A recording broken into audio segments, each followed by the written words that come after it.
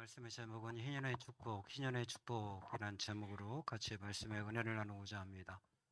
저희 교회가 창립된 지 이제 만 50년을 향해서 가고 있습니다. 1976년도에 설립이 되었기 때문에 횟수로 보면 50년이 되었지만 만으로 따지면 이제 7월 1일이 되어지면 만 50년이 되게 되어집니다. 한 교회가 그 자리에서 50년 동안을 버틴다고 하는 것은 성도들의 헌신과 하나님의 은혜가 아니면 불가능하다 그리 싶습니다. 도시에 있는 교회는 좀 나을 수 있겠지만 시골에서 이렇게 동안 한 자리에 뿌리를 받고 간다고 하는 것은 정말 큰 은혜가 아닐 수 없다 그렇게 생각이 됩니다. 또 하나님께서 희년이라고 하는 것에 주신 그 제도의 목적이 있고 또 축복이 있기 때문에 이것이 우리에게 더 큰 은혜가 된다 그리 싶습니다. 제가 여러 번 말씀을 나눴습니다만 이 교회의 희년을 맞이하는 것이 어쩌면 여러분에게 마지막 희년일 수도 있다 그런 생각을 합니다.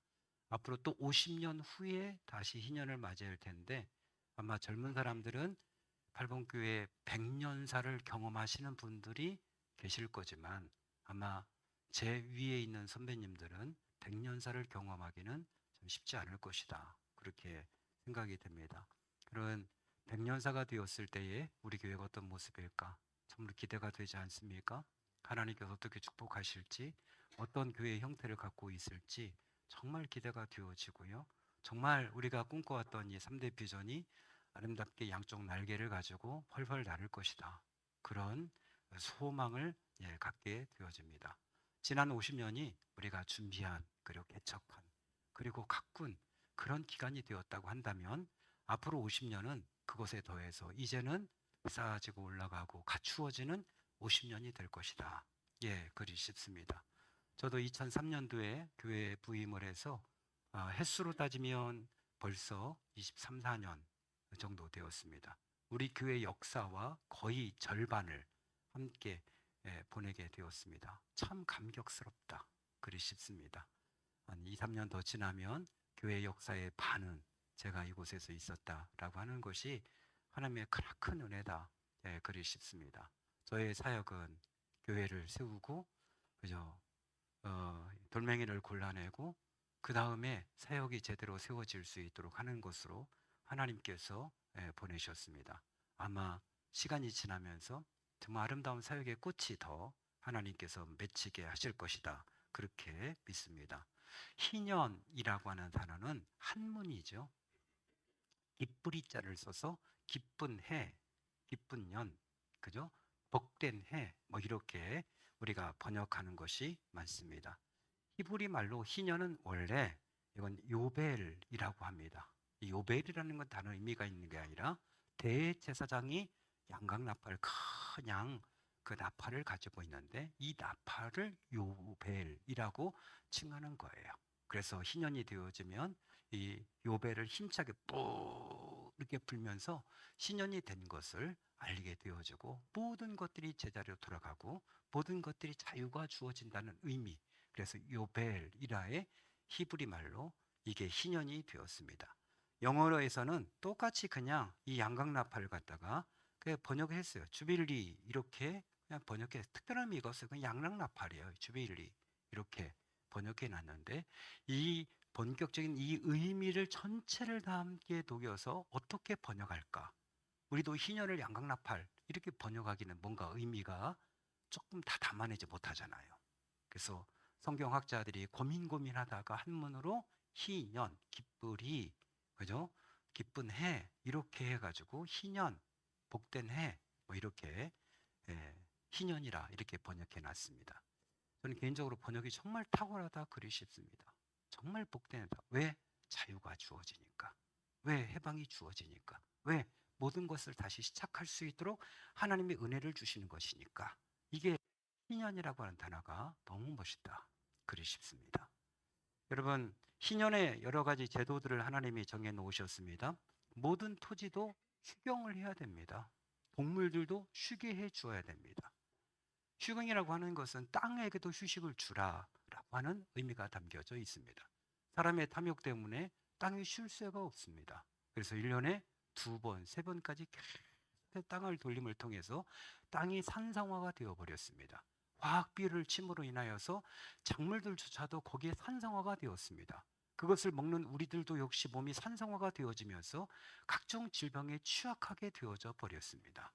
땅이 알칼리성이 되어지고 건강해야 거기서 나오는 식물들도 건강한 거고 그걸 먹는 우리들도 건강한 건데, 그래서 인간의 병이 결국 땅에 결국은 힘을 잃었기 때문에 온 것이다 라고 하는 거죠. 그래서 하나님께서 이 희년이 되어지면, 안식년 희년이 되어지면 땅도 다 놀아라, 땅도 쉬게 해주고 땅도 힘을 되찾을 수 있도록 해 주어야 된다, 이렇게 정하셨습니다. 땅도 쉴 때 지력을 회복한다 그러는 거죠. 미국에는 비슷한 제도가 있긴 합니다. 농림부에서 땅을 휴경하는 제도가 있어요. 이것은 5년, 10년, 15년 계약을 맺고 그 땅을 쉬게 하는 거예요. 그 땅을 힘을 내게 하는 것이고 그 땅을 회복하는 거예요. 근데 그 기간 동안은 농림부에서 지원금을 지원해 주는 거예요. 그 땅이 회복할 수 있도록. 참 좋은 제도가 아닌가 그리 싶습니다. 이게 바로 희년에서 시작이 된 것이죠. 뿐만 아니라 토지나 집을 원주인에게 돌려주게 되는 거죠. 경제적인 이유 때문에 토지나 집을 잡히고 또 돈을 얻었다고 한다면 희년이 되면 원래로 다 처음에 땅을 분배한 대로 다 돌려주게 되어 있습니다. 뿐만 아니라 노예가 되었어도 노예를 해방시키는 겁니다. 자발적으로 종이 되었든 간에 채무 때문에 종이 되었건 간에 희년이 되어지면 다 원상복귀 시키는 거예요. 뿐만 아니라 모든 부채도 다 100% 탕감해 주는 겁니다. 여러분, 이렇게 되어지면 이게 벌써 이 희년을 의식하고 사는 사람들에게 어떻게 준비하겠습니까? 땅을 모아봤자 49년 후에는 다시 원상복귀 되는 거예요. 시간이 지날수록 10년 후에는 다 원상복귀 되는데, 다 탕감이 되는데, 그렇게 삶을 산다면 욕심도 덜해질 것이고 또 그에 맞추어서 삶의 스타일이 달라질 것이고 유대의 삶은 굉장히 회복력 있는 삶으로 바뀌어지게 될 것이죠. 그럼에도 불구하고 이스라엘 역사에 있어서 한 번이라도 희년이 지켜졌느냐? 역사의 기록이 없어요. 그러니까 부분적으로 빚을 탕감해주고 확인했지만 온전하게 희년을 지킨 적은 한 번도 없습니다. 그러고 보면 안식년을 그러면 제대로 지켰느냐? 안식년도 제대로 지켰다는 기록이 없어요. 왜 그럴까요? 안식년을 지키기 위해서는 6년 동안 준비가 필요한 거예요. 여러분, 희년이 지켜지기 위해서는 그 전년, 최소한으로 10년, 15년, 20년 그 전부터 준비가 필요한 거예요. 근데 인간의 탐욕 때문에 준비가 안 되는 거예요. 어떻게 2년씩 놀 수 있어요? 준비하지 않았는데. 그러니까 희년도 안 되는 거고 안식년도 안 되는 거고, 소유한 자는 여전히 소유하고 있고 뺏긴 자는 여전히 빼앗긴 상태에서, 억눌린 자, 종된 자는 여전히 종되고 억눌린 상태에서 계속 지속되는 거예요. 하나님은 회복해 주기를 원했고 새롭게 출발해 주기를 원하셨는데 인간의 탐욕이 그렇게 되지 않았던 거죠. 하나님의 의도는 명확합니다. 하나님의 의도는 회복하시기를 원하셨습니다. 사람도, 집도, 동물도, 땅도, 하나님이 지으신 모든 것들이 다시 다 회복되어져서 새롭게 기회를 얻어서 새롭게 출발하기를 원하셨습니다. 사실 예수님께서 오셔서 했던 사역도 이거 아니겠습니까? 예수님께서 세리를 만나시든지 죄인을 만나시든지, 예수님께서 아니면 각종 병자를 만나든지 귀신 들린 자를 만나든지 예수님은 그들을 회복시키셨어요. 온전케 만들어 주셨어요. 예수님이 하신 사역은 이것이었습니다. 결국 우리 하나님께서 하시고 싶었던 사역이고 희년을 통해서 이걸 성취하기를 원하셨고 또 예수님께서 이 사역하시고 하늘나라 가신 것이죠. 그러니까 희년을 통해서 완전한 회복을 원하셔요. 지금도 하나님께서 우리를 왜 부르셨습니까? 하나님과 깨어진 관계를 회복하고 자녀의 권세를 회복하고 하나님이 주신 그 자유와 기쁨을 누리게 하기 위해서 하나님 우리를 부르신 건 아니겠습니까? 하나님께서 우리를 부르신 목적은 뭐다? 재앙이 아니라 평안이라고 말씀하셨습니다. 하나님 우리를 부르신 목적은 혼을 내거나 징계하기 위함이 아니라 우리에게 평안을 주시고 우리에게 자유를 주시기 위해서 오셨다 말씀하셨어요. 여러분, 예수님께서 뭐라고 말씀하셨습니까? 진리를 알지니 진리가 너희를 자유케 하리라. 자유케 하기 위해서 우리 주님께서 오셨다라고 하는 것이죠. 모든 억압으로부터의 자유를 주기 위해서 우리 하나님께서 희년을 정하신 것이죠. 빚의 노예, 신분의 노예, 구조적인 삶에 억눌린 사람들, 정신적으로 어려운 사람들 모든 것부터 다 자유함을 맛보게 하기 위해서 우리 하나님께서 이 법을 제정하신 거예요. 그 하나님이 얼마나 우리가 자유하기를 원하시는지 과거로부터 자유하고요. 죄로부터 자유하고요. 그리고 우리의 모든 아킬레스건으로부터 자유하고요. 모든 열등 의식이 다 회복되어지고요. 그 하나님 앞에 진정한 자유자로 살기를 원하셨던 거예요. 예수님께서 오셔서 공생애를 시작할 때에 처음에 회당에 들어가셨잖아요. 그 회당에 들어가셔서 구약성에 읽을 말씀이 얼마나 많아요. 그런데 예수님이 탁 피시고 읽었던 말씀은 이사야 61장 1절 2절 말씀이었어요. 자신에 대해 예언된 말씀을 이렇게 읽어요. 주의 성령이 내게 임하셨으니 가난한 자에게 복음을 전하게 하시려고 내게 기름을 부으시고 포로된 자에게 자유를, 눈먼 자에게 다시 보게 함을 전파하며 눌린 자를 자유롭게 하고 주의 은혜의 해를 전파하게 하려 함이라. 예수님께 이렇게 읽으신 다음에 덧붙이면서 이 글이 오늘 너희 귀에 응하였느니라. 그렇게 말씀해요. 너희들에게 자유를 주려고. 그것이 나를 통해 너희들에게 응하였다. 그렇게 말해요. 예수님을 진정으로 믿게 되어지면 성령 충만하면 어떠하죠? 자유한 거죠. 과거로부터 자유한 거죠. 내 마음에 모든 눌린 짐으로부터 자유한 거고 질병으로부터 자유한 거고 죽음으로부터도 자유한 거죠. 모든 것으로부터 자유를 누리게 되어지는 것이죠. 여러분, 우리 주님께서 오신 목적, 희년을 우리에게 제정해서 주신 목적도 자유함을 누리게 되어지는 것이죠. 여러분, 세 번째, 탐욕을 막고 공동체를 살리시는 의도가 있는 거죠.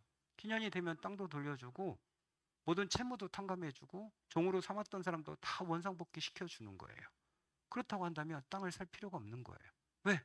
좀 있으면 돌려줘야 되는데 내가 아무리 오래 갖고 있어도 49년이고 시간이 지나면서 더 소유한다 할지라도 그 땅은 내 것이 아니라는 거예요. 이 땅은 하나님의 것인 거예요. 그럼 내가 그 사람을 노예로 삼았다 할지라도 좀 있으면 풀어줘야 되는 거예요. 내가 그 사람의 돈을 빌려줬다 할지라도 그때까지 그 사람이 갚지 않으면 그 돈은 다 허사가 되는 거예요. 그러니까 이 모든 것들을 다 계산하고 살아야 되는 거죠. 물론 그 가운데 탐욕이 있는 사람들은 땅 안 돼, 사람 안 돼, 채무도 안 돼, 금덩이로 바꿔야 돼, 아니면 비트코인 사야 돼. 뭐 이런 사람이 생겼겠지만 그러나 대부분의 사람들은 다른 걸 축적할 수가 없는 거예요. 처음부터 다시 시작할 수 있도록 하나님께서 기회를 주시고 너무 욕심 부리지 마라. 네가 너무 이 땅에 그렇게 생명 걸지 말라라고 하는 것을 가르쳐 주고 계신 거죠. 성도들에게도 마찬가지예요. 우리 주님이 뭐라고 말씀하셨습니까? 먹을 것과 있는 것이 있은 줄 만족할 줄 알아라 말씀하셨어요. 자족한 마음이 있는 자는 경건에 크게 유익하다 말씀하셨어요. 지금 것에 감사할 수 있는 사람이 경건에 유익한 것이고 이 사람이 바로 하나님의 은혜를 입는 사람들이죠. 그러면 집에 육선이 가득하고 불화하는 것보다 마른 떡 한 조각만 있고 또 평안한 것이 낫다 말씀하셨어요. 그렇죠? 아무리 풍요롭다 할지라도 부족한 것이 없다 할지라도 마음이 불편하게 살고 내가 더 욕심을 부리며 사는 것보다도 지금 나에게 주신 것 이것 가지고 감사하며 살게 되어진다면 그의 영혼력이 복된 삶이 되어지는 거죠. 그렇기 때문에 너희가 자족하라 그렇게 말씀하시면 탐욕 부리지 마라, 욕심 부리지 마라, 있는 것으로 족한 줄 알라 그렇게 말씀하셨어요. 하늘의 새를 보라 말씀하셨어요. 들의 백합으로 말씀하셨어요. 아버지가 책임지지 않느냐? 너희 염려 다 내놓고 내 안에서 평화를 누리라 하나님이 그렇게 말씀하셨어요. 그럼에도 불구하고 평화를 못 누려. 입을 것과 먹을 것이 있음에도 불구하고 여전히 욕심 부리는 거야. 더 쌓기 위해서 몸부림치는 거야. 좀 더 좋은 거 보여주기 위해서 서로가 경쟁적으로 옷 바꾸고 차 바꾸고 그저 귀금속 바꾸고 열심히 그렇게 사는 거예요. 그들의 소망이 오직 거기밖에 없는 거예요. 정말 불행한 인생이 아닐 수 없어요. 그러면 행복하느냐? 그렇지 않다는 거예요. 주님께 너희 탐욕으로 살지 말고 너희들이 서로를 위해서 내어주고 베풀고 자족하며 살라고 하나님께서 그렇게 희년을 제정하신 거예요. 그럼에도 불구하고 인간의 탐욕이 희년을 한 번도 지킬 수 없게 만들어 버렸어요.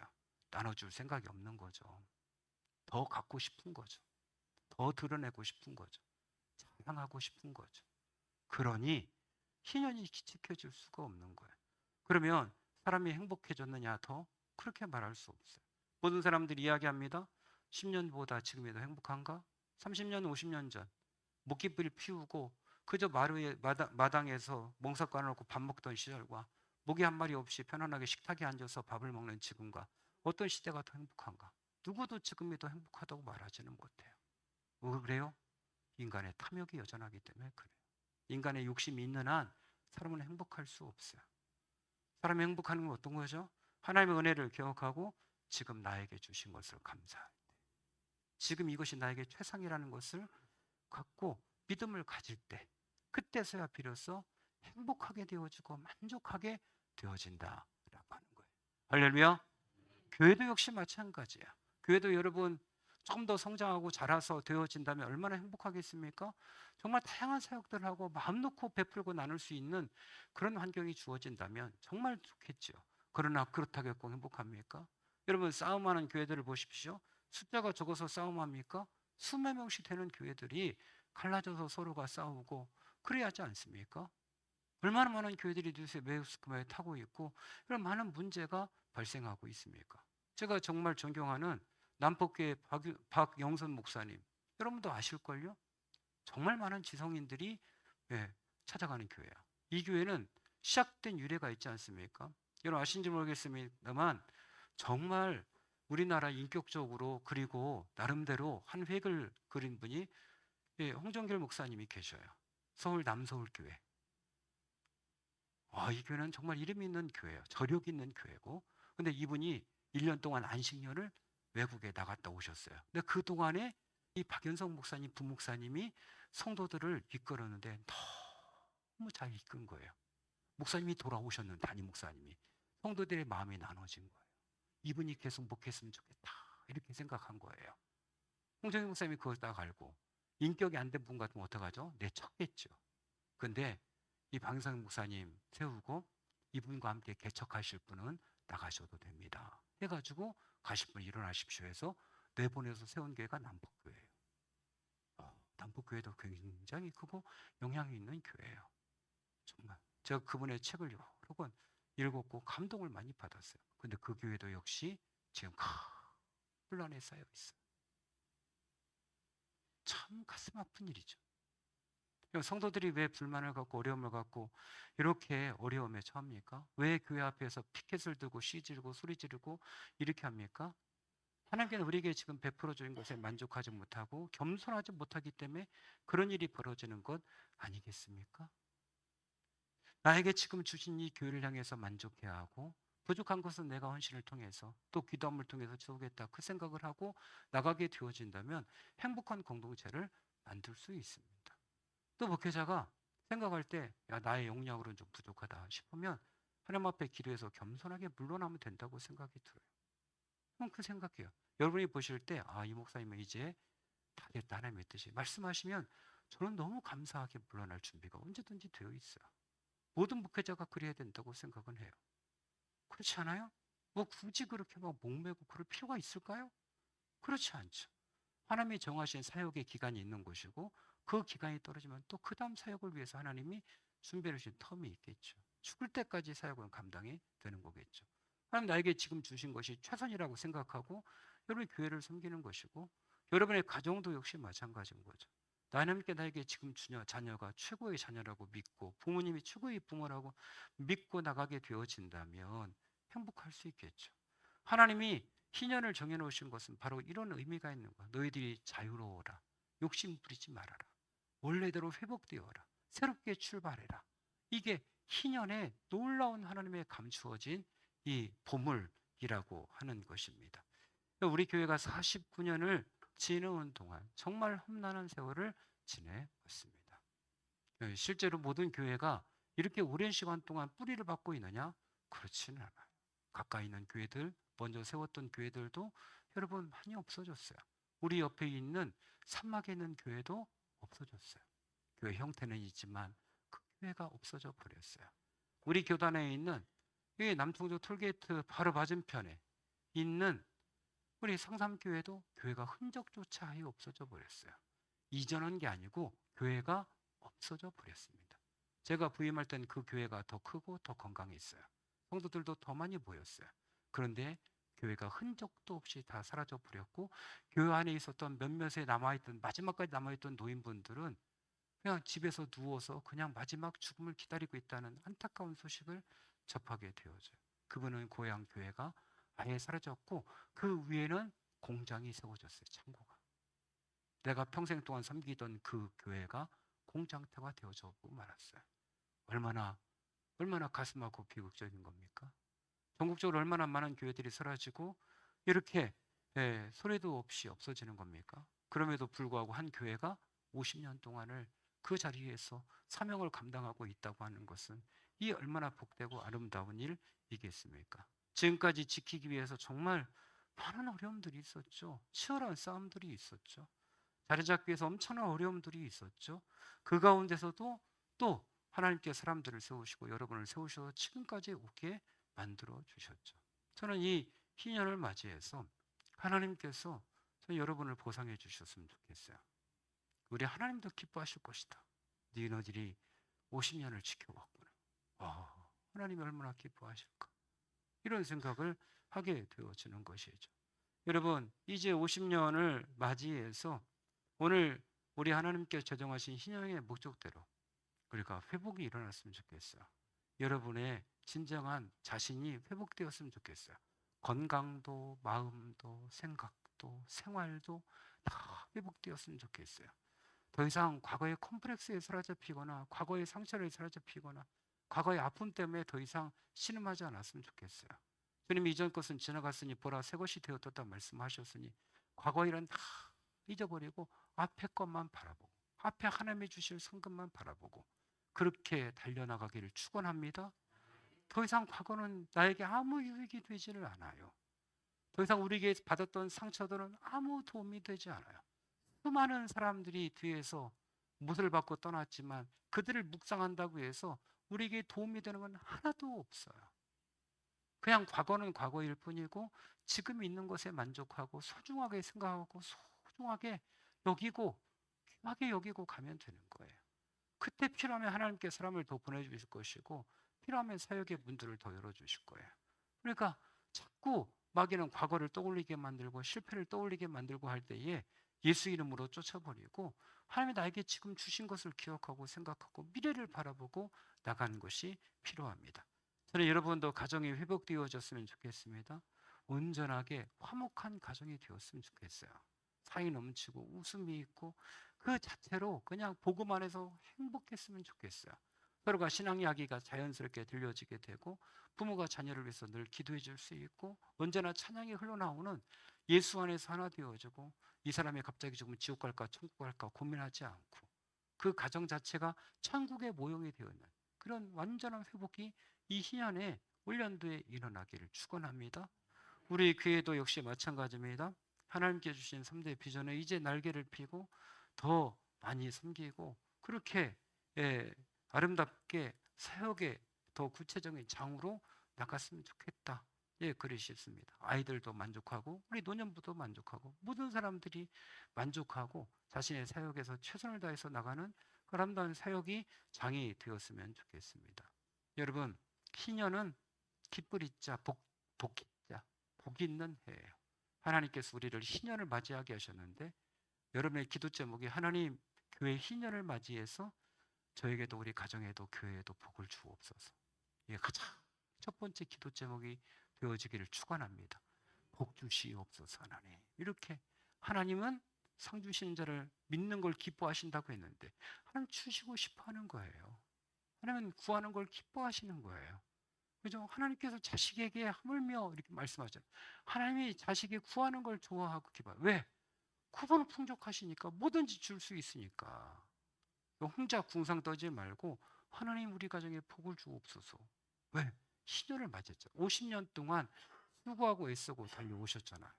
그러니까 하나님 앞에 구함을 통해서 올년도 하나님 이런 축복을 주시옵소서. 다른 해보다도 올년도 이런 축복이 있기를 원합니다. 이런 기도가 여러분 기도 제목이 되어지고 정말 이런 간증들이 넘쳐나시기를 예수님의 이름으로 축원합니다. 우리 함께 같이 찬송하시겠습니다. 찬송가 412장